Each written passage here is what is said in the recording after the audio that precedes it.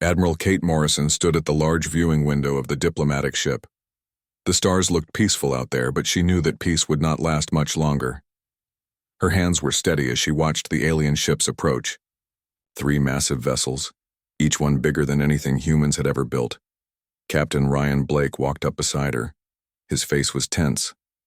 "Admiral, they're here," he said quietly. "The Zephyrian fleet just dropped out of hyperspace." Kate nodded. She had been expecting this moment for weeks. The Zephyrians had sent messages across the galaxy. They wanted to meet with humanity's leaders. They said they had important business to discuss. Kate knew it would not be good news. "How many ships?" she asked. 3 command vessels and about 50 escorts," Ryan replied. "They're not taking any chances." Dr. Lisa Parker joined them at the window. She was the team's expert on alien species. She had spent years studying the Zephyrians. "They always travel in large groups," she explained. "It's a show of power. They want us to know they're stronger than us." The communication system crackled to life. A rough voice spoke in broken human language. "Human vessel, you will prepare for boarding. The High Council wishes to speak." Kate walked to the communication panel. "This is Admiral Morrison. We welcome the Zephyrian delegation aboard our ship." "No," the voice said firmly. "You will come to us. We do not board weak vessels." Ryan's jaw tightened. Lisa shook her head. Kate remained calm. "Very well. We'll take a shuttle over." 20 minutes later, Kate, Ryan, and Lisa were walking through the corridors of the Zephyrian command ship.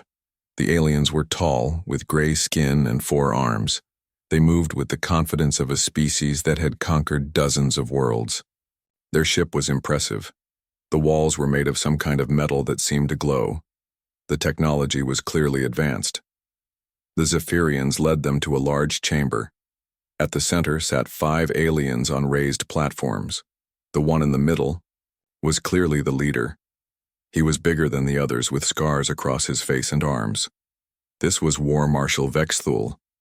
"So," Vexthul said, his voice echoing in the chamber, "these are the humans we have heard about."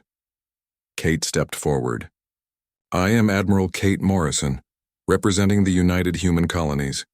We're honored to meet with the Zephyrian High Council." Vexthul laughed. It was not a pleasant sound. "Honored? You should be terrified." The other council members joined in the laughter. Kate noticed how they looked at her team, like they were looking at insects. "We have come to deliver a message," Vexthul continued. "Your species has spread too far into space. You have taken worlds that belong to stronger races. This ends now." Lisa stepped forward slightly. She had studied their body language. The way they held their 4 arms meant they were feeling superior. The way they moved their heads showed they were not interested in negotiation. "What exactly are you proposing?" Kate asked. Vexthul stood up.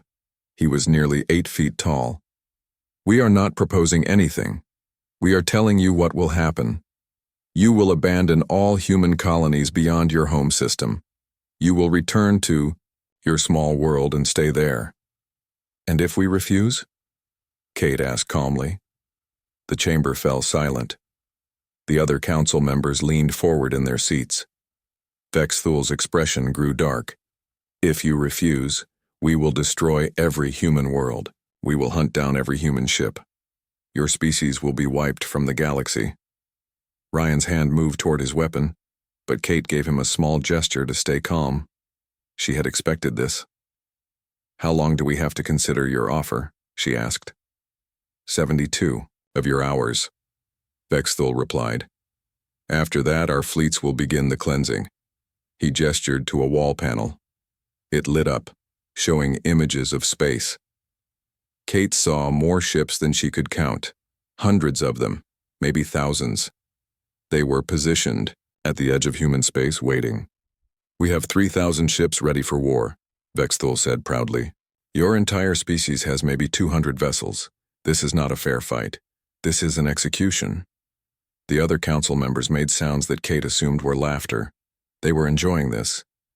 "We have destroyed 47 species in the last century," another council member said. "Some fought back, some surrendered, All died in the end. Kate looked at the display showing the massive fleet.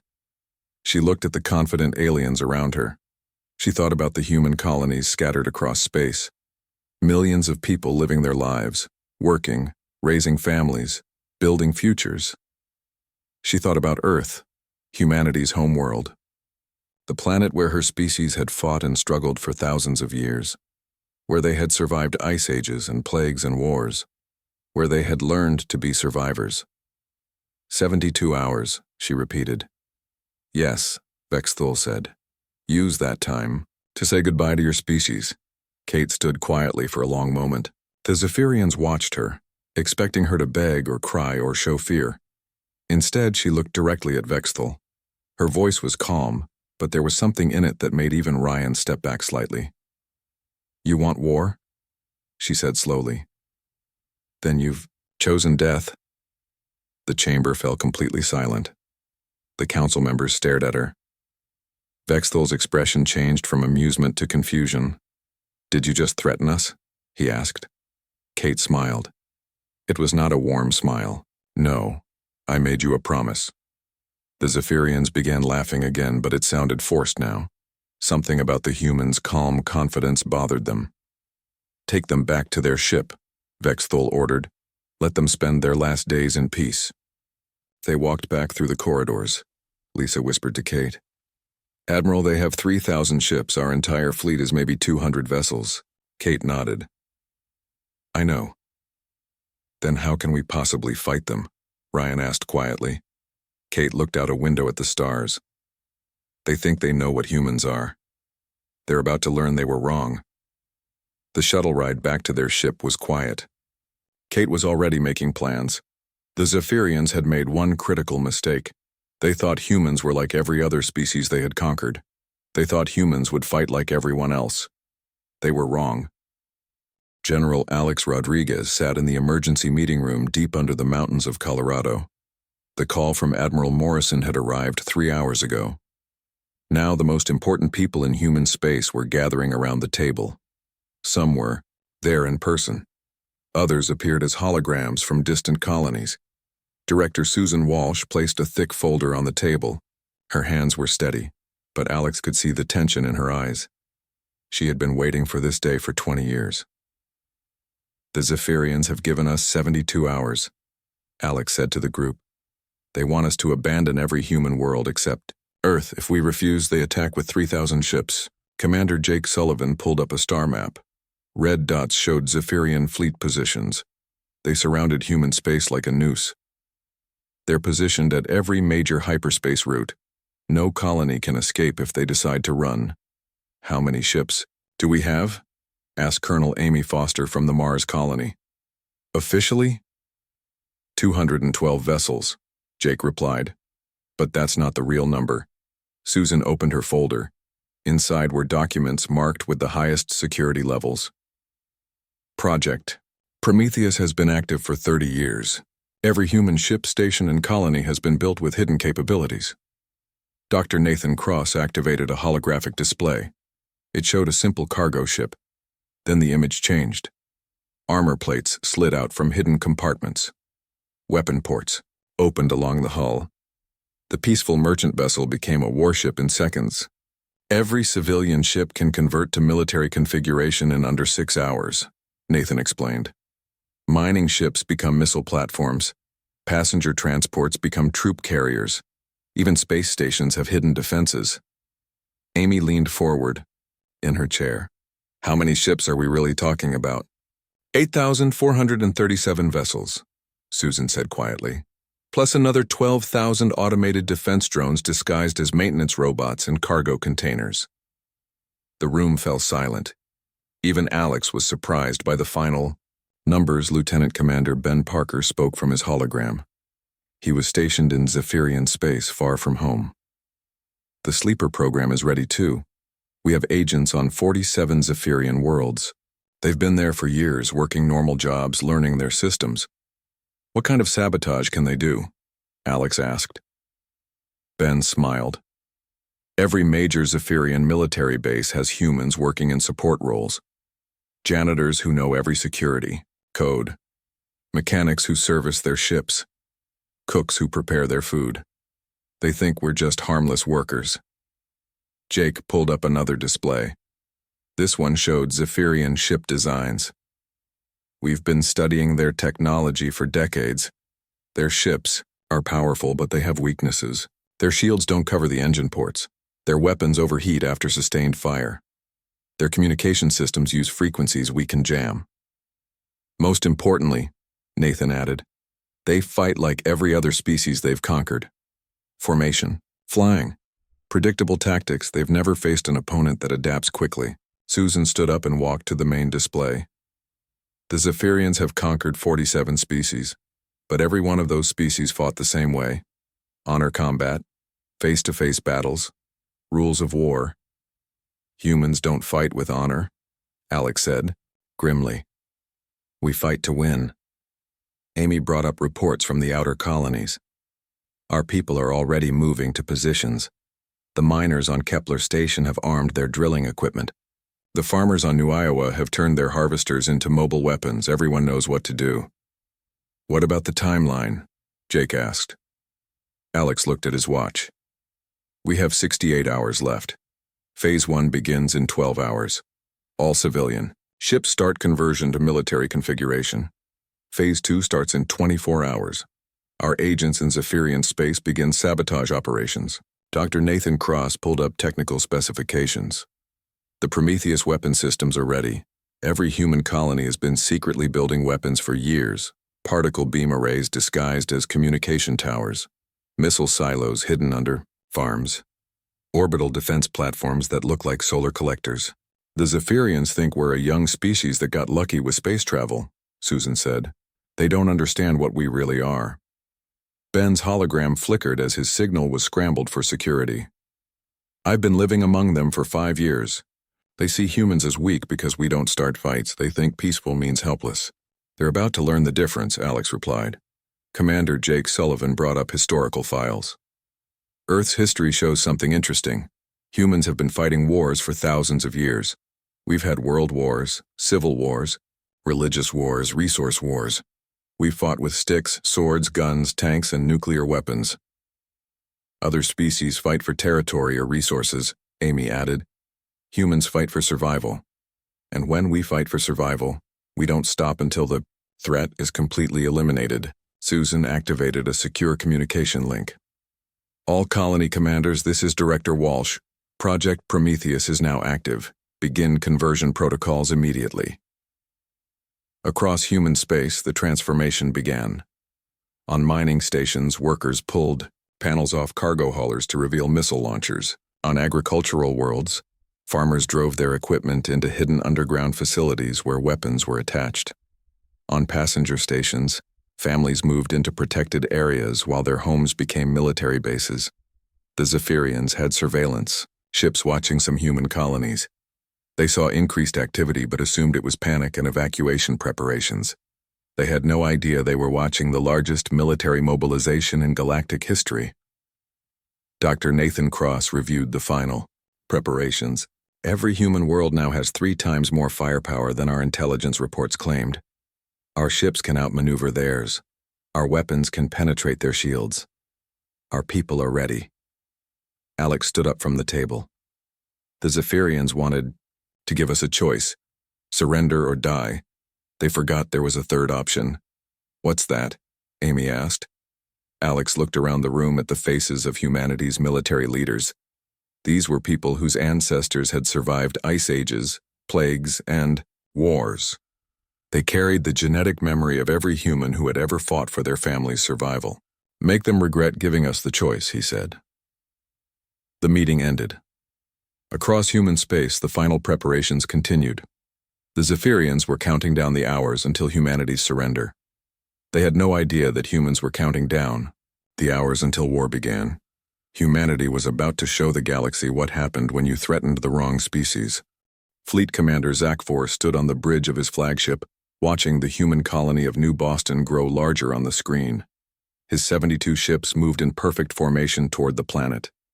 The humans had not responded to the ultimatum. Their time was up. Any sign of military resistance? He asked his weapons officer. None, Commander. We detect only civilian ships trying to evacuate. Cargo haulers, passenger transports, mining vessels. Nothing that can threaten us. Zakfor felt satisfied. This would be easier than he had expected. The humans were running away like frightened animals. Begin the attack. Destroy their orbital stations first, then target the fleeing ships. The Zephyrian fleet opened fire. Bright energy beams lanced out toward the human stations. But something strange happened. The first station they hit did not explode as expected.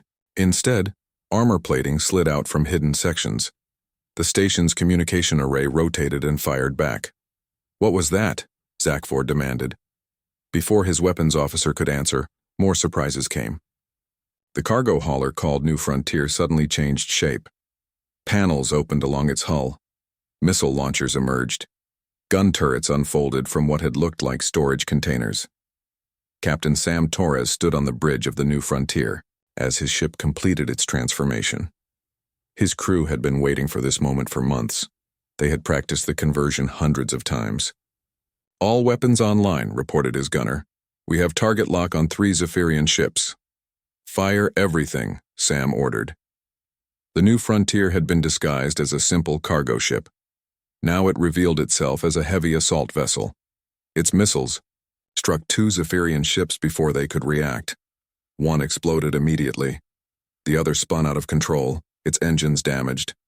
Across the battle zone, the same transformation was happening. Every human ship was changing from civilian to military. The passenger transport Peaceful Journey opened weapon ports along its passenger decks. The mining ship Deep Digger revealed that its drilling equipment could also punch holes in enemy hulls. Major Linda Hayes watched from the bridge of her command ship as her squadron of mining drones surrounded a Zephyrian destroyer. The aliens had ignored the small robots, thinking they were harmless maintenance equipment. Execute swarm protocol, Linda ordered. The mining drones moved as one. They attached themselves to the Zephyrian ship's hull and began cutting through the armor with their mining lasers. Within minutes, they had opened the ship to space. The destroyer died without firing a shot. Admiral Tom Mitchell coordinated the battle from his flagship Defiance. He had fought in 3 wars before the Zephyrians arrived. He knew how to use terrain, timing, and surprise to win against larger forces. All ships, implement Tactic 7, he broadcast. The human ships began moving in patterns the Zephyrians had never seen. Instead of flying in formation, they scattered and regrouped randomly. Instead of fighting ship to ship, they worked in teams to surround and destroy single targets. The cargo ship Liberty Bell suddenly accelerated toward a Zephyrian cruiser. The aliens thought it was trying to ram them and prepared to destroy it. Instead, the Liberty Bell ejected its entire cargo bay. The bay was filled with automated mines that spread out and detonated around the cruiser. Zakfor watched his fleet falling apart. How are they doing this? Intelligence said they only had primitive weapons. His tactical officer was studying the sensor data. Commander, these ships are not what they appeared to be. The cargo hauler that just destroyed the Retribution has military-grade armor and weapons systems. The mining ships are using their equipment as weapons. Where did they get military technology? Zakfor demanded.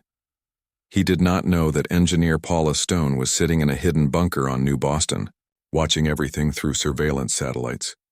She had been waiting for this moment to activate the first phase of the Prometheus protocol. Begin Phase 1 activation, she said into her communicator. Across Zephyrian space, every piece of human-made technology suddenly came alive. Communication, relays that humans had built on alien worlds began broadcasting jamming signals.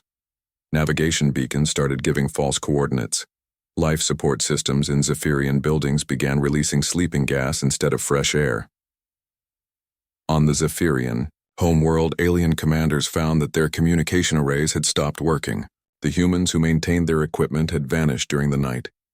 Computer systems began shutting down. Transportation networks failed. Back at the battle, Captain Sam Torres was pressing his advantage. The New Frontier and 5 other converted ships surrounded a Zephyrian heavy cruiser. Instead of exchanging fire at long range like civilized warriors, the humans moved in close and targeted specific systems. Take out their engines first, Sam ordered. Then their weapons. Then their life support. Make them suffer. The Zephyrian ship tried to retreat, but the human ships were faster and more maneuverable. They had been designed to look like slow cargo haulers, but hidden engines gave them speed that surprised their enemies. Major Linda Hayes received a priority message from Admiral Mitchell. Linda, we need to capture some of their ships intact. Intelligence wants to study their technology. Understood, Admiral. Beginning capture protocol. Her mining drones swarmed over another Zephyrian destroyer, but instead of cutting through the hull, they attached magnetic clamps and began dragging the ship toward the human fleet. The aliens inside were trapped, their engines disabled, their weapons offline. Zakfor realized his fleet was losing. All ships retreat to hyperspace jump point. We need reinforcements. But when his ships tried to retreat, they found their path blocked. The human orbital stations that they had ignored were now moving. Each station was actually a massive ship disguised as a stationary platform. They formed a wall between the Zephyrians and escape. Admiral Tom Mitchell opened a communication channel to the alien commander. Fleet Commander Zakfor, this is Admiral Mitchell. You came here to destroy us. Now you're trapped. Surrender your ships, and we'll let your crews live. Never, Zakfor replied. We are Zephyrian warriors. We do not surrender to inferior species. Your choice, Tom said calmly. Continue the attack. The battle continued for 6 more hours. When it ended, 42 Zephyrian ships had been destroyed. 21 had been captured intact. 7 had managed to escape to hyperspace, but their crews were traumatized by what they had witnessed. The humans had lost only 3 ships, and those had been evacuated before they were destroyed. Captain Sam Torres stood in the wreckage of his bridge. The New Frontier had taken damage, but she was still fighting. Around him, his crew was already making repairs. They had work to do. This was just the first battle. Admiral Mitchell, Sam reported. New Boston is secure. Enemy fleet eliminated or captured. What are our next orders? Tom Mitchell looked at the tactical display. More Zephyrian fleets were moving toward human space. They thought they were coming to help their defeated comrades.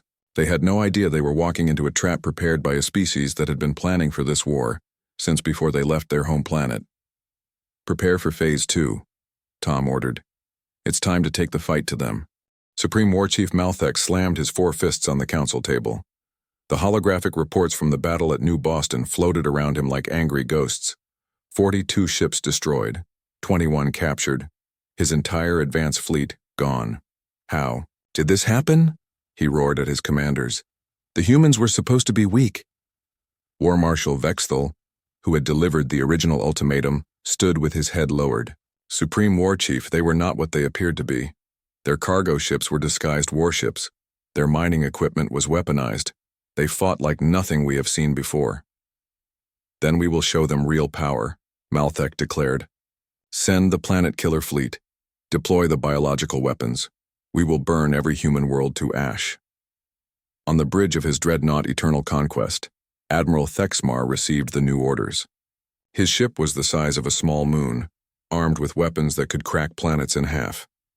Behind him followed 50 more ships of the same class, plus 200 support vessels. Set course for the human homeworld, he ordered. We will end this quickly. But Director Chris Morgan was already 3 steps ahead of them. From his command center on Luna, he watched the massive Zephyrian fleet moving through hyperspace. Every move they made was being tracked by human surveillance systems they didn't know existed. Colonel West, are your teams in position? He asked. Colonel, Diana West smiled from her position aboard a Zephyrian supply ship. She and her Special Forces team had been living undercover in the alien fleet for 2 years. They wore alien uniforms and spoke the language perfectly. All teams ready, Director. We've been planting surprises throughout their fleet for months. Diana's team had done more than just gather intelligence. They had sabotaged navigation systems, planted explosives in critical areas, and replaced key personnel with human agents. The Zephyrians thought they were being served by loyal alien crew members. In reality, half their support staff were humans. Dr. Frank Miller reviewed the psychological profiles his team had developed. The Zephyrians always fight the same way, he explained to the assembled commanders. They form battle lines, they exchange fire at long range, they follow ancient honor codes that make them predictable. What about these planet killer ships? Asked General Rodriguez. Big, slow, and designed to fight other ships that follow the same rules, Frank replied. They've never faced an enemy that thinks outside their expectations. Admiral Tom Mitchell was already positioning his forces for the next battle. The human fleet had grown to over 3,000 ships as more civilian vessels completed their military conversions. But he wasn't planning to meet the Zephyrians in open battle.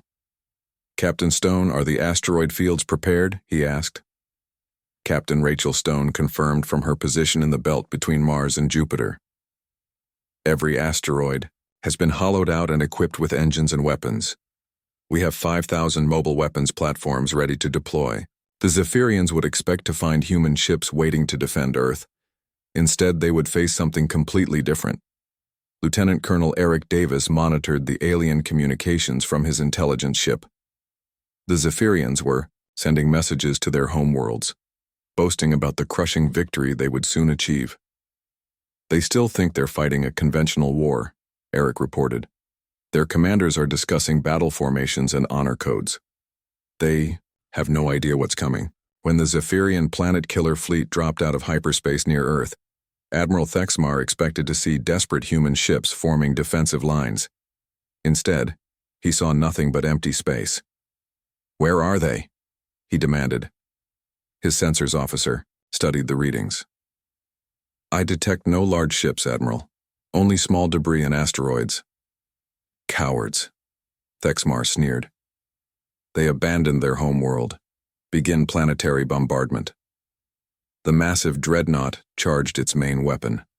Energy built up in the planet killer cannon. But before it could fire, the asteroids around them began to move. Captain Rachel Stone gave the signal. All units, execute asteroid storm. What the Zephyrians had dismissed as space debris suddenly revealed itself as the largest ambush in galactic history. 5,000 asteroids ignited their hidden engines and swarmed toward the alien fleet. Each one was armed with nuclear weapons and guided by artificial intelligence. Admiral Thexmar watched in horror as his massive ships were surrounded by attacking rocks. The planet-killer weapons were designed to destroy stationary targets, not thousands of small, fast-moving objects. Defensive fire, he ordered. Destroy those asteroids. But the human weapons were too small and too numerous. For every asteroid his ships destroyed, 10 more took its place. The nuclear explosions began lighting up space like deadly fireworks. Colonel, Diana West chose that moment to activate her sabotage. Throughout the Zephyrian fleet, explosions began occurring in engine rooms and weapon bays. Navigation systems failed. Life support began pumping knockout gas instead of oxygen. Diana, this is Director Morgan. Begin Phase 2. Diana's teams had spent months learning the alien computer systems. Now they turned those systems against their creators. Zephyrian ships began firing on each other as their targeting computers were hacked. Dreadnoughts collided as their navigation was corrupted.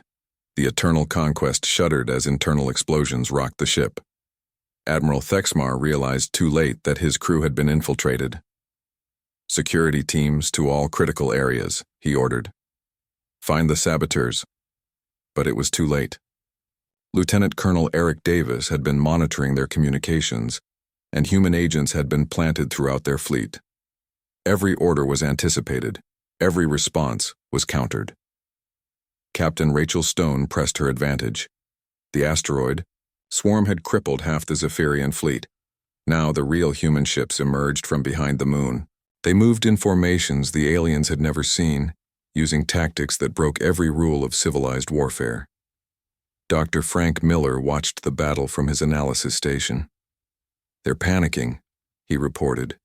Their entire command structure is breaking down. They've never faced an enemy that adapts this quickly. The Zephyrians had prepared for a glorious battle between fleets. Instead, they found themselves fighting rocks, traitors, and an enemy that refused to follow any rules they understood. Admiral Tom Mitchell opened a communication channel to the alien commander. Admiral Thexmar, this is Admiral Mitchell. Your fleet is destroyed. Your homeworlds are next. Surrender now and we might let some of your people live. Never, Thexmar replied, but his voice shook with fear. The Zephyrian Empire will never surrender to animals. Then you've chosen the same fate as your ships, Tom replied calmly. The battle ended 6 hours later. The entire Zephyrian planet killer fleet was destroyed or captured. Not a single human world had been damaged. The aliens who had planned to exterminate humanity were now prisoners aboard human ships. Director Chris Morgan reviewed the final reports. The second phase of humanity's plan was complete. The Zephyrians had sent their most powerful weapons against Earth. Those weapons were now part of the human fleet. What's our next move? Asked Colonel West. Chris looked at the star map showing Zephyrian territory. Phase 3. We take the war to their homeworlds.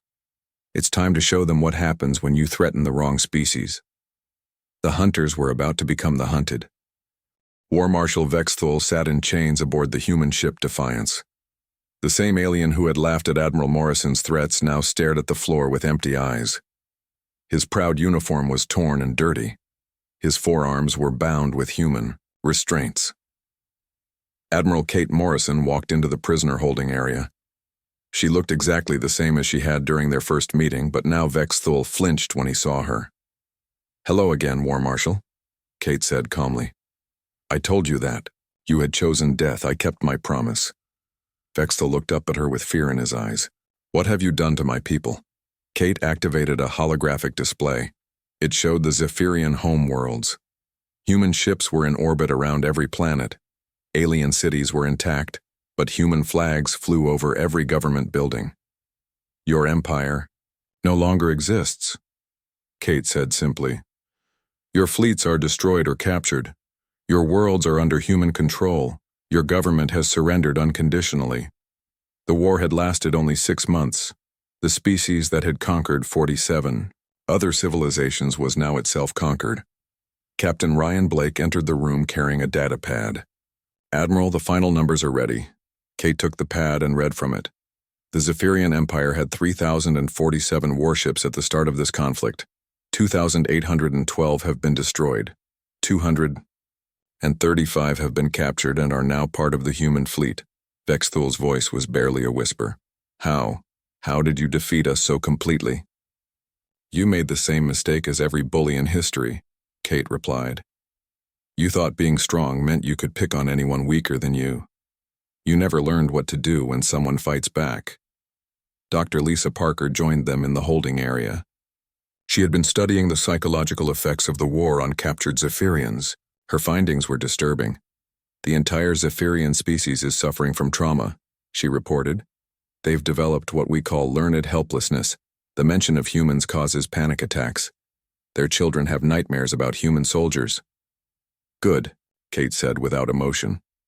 Fear will keep them from trying this again. The transformation of Zephyrian space had been swift and complete.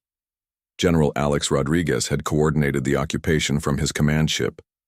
Human forces had taken control of every major world, space station and military facility in the former empire. The Zephyrians kept detailed records of every species they conquered, Alex reported during a briefing. We've contacted the survivors.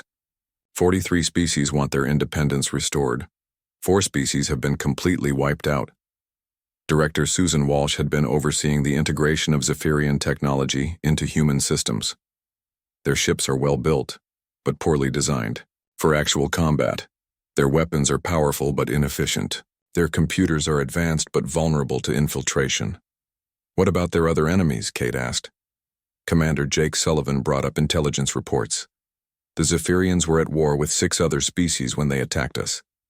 Those species are now asking to ally with humanity. Word is spreading that humans defeated the galaxy's strongest empire in 6 months. The speed of human victory had shocked every civilization in the galaxy. The Zephyrians had been feared for centuries. Now, they were a broken people living under human rule. Lieutenant Commander Ben Parker had been promoted to governor of the main Zephyrian world. His job was to rebuild their society under human guidance.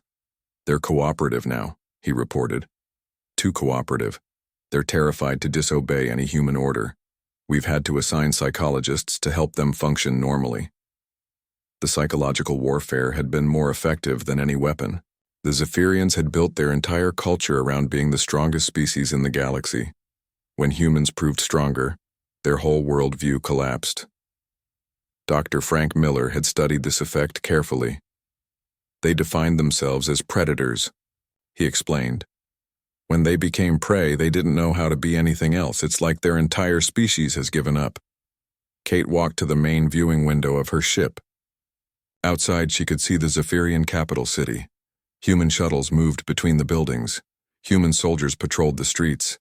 The proud alien empire had become a human protectorate. What happens now? Ryan asked. Now we rebuild, Kate replied. We'll teach them how to be productive members of galactic society instead of conquerors. It will take generations, but they'll learn. Admiral Tom Mitchell joined them at the window. His fleets were now the strongest military force in the galaxy. The other species are asking questions, he said. They want to know what humanity plans to do with all this power. Kate considered this. Humanity now controlled the territory of 48 different species. Human ships patrolled space lanes that had been Zephyrian trade routes. Human governors administered worlds across multiple star systems. We're not conquerors, she said finally. We're survivors. But the galaxy needs to understand something important. She activated the ship's communication system. Her message would be broadcast to every civilized world in the galaxy. This is Admiral Kate Morrison of the Human Federation, she began. 6 months ago, the Zephyrian Empire threatened to exterminate humanity. They gave us a choice between surrender and death. We chose a third option. The transmission reached hundreds of worlds. Alien leaders listened carefully to every word. Humanity desires peace with all species, Kate continued. We want trade, cooperation, and friendship. But let this be a lesson to any who would threaten us. We are not the weak young species you might think we are. She paused, looking directly into the camera. We are the children of Earth. We survived ice ages and plagues and wars. We learned to be survivors by facing extinction and refusing to die. If you come in peace, we will welcome you as friends. If you come in war, you will join the Zephyrians in learning what happens when you threaten the wrong species. The message ended. Across the galaxy, alien governments began revising their policies toward humanity. Trade delegations replaced military threats. Friendship treaties replaced conquest plans. Vexthal listened to the broadcast from his cell. When it ended, he looked up at Kate with something that might have been respect. We thought you were animals, he said quietly. No, Kate replied. You thought you were gods. We taught you the difference. The human ships began their journey home. Behind them, the former Zephyrian Empire began learning to live in a galaxy where humanity was no longer the newest species, but the strongest one. The war was over. Humanity had won, and the galaxy would never forget the lesson they had taught. Children across the galaxy would grow up hearing stories about the humans, the species that smiled before they fought, the species that turned anything into a weapon, the species that never forgot a threat. The universe had learned that when a human promises death, they always keep their word.